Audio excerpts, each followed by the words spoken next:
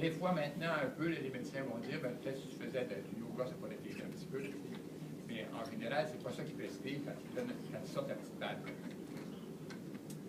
Ensuite, mais il y a plein d'autres affaires qui sont possibles derrière ça.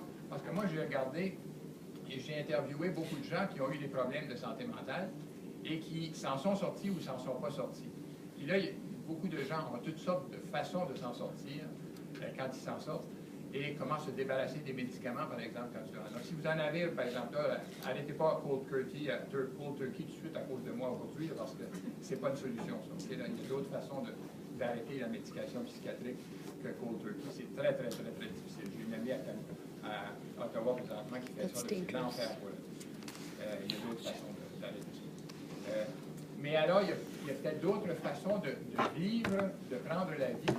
Puis, quand on est dans un contexte d'études, bien, on a beaucoup de pression. Moi, j'en mets de la pression sur les étudiants, parce que vous voulez, hein? Excuse-moi. Mais je mets de la pression sur les étudiants parce que je leur demande des travaux. Et c'est ça la game, c'est ça le système.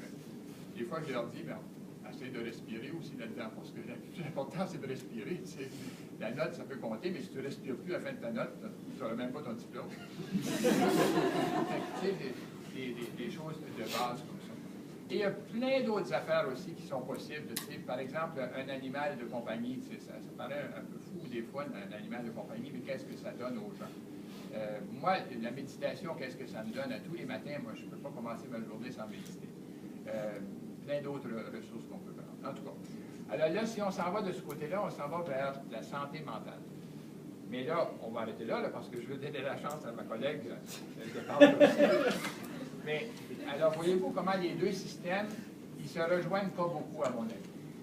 Et il n'y a pas beaucoup de gens qui travaillent à unir ces deux systèmes-là pour dire, bon, ben, OK, qu'est-ce qu'on peut faire pour la santé mentale du monde? Je suis content que vous ayez abordé la situation, puis je suis content d'avoir été invité pour y participer, puis je vous en remercie. Puis on continuera tout à l'heure. Merci beaucoup.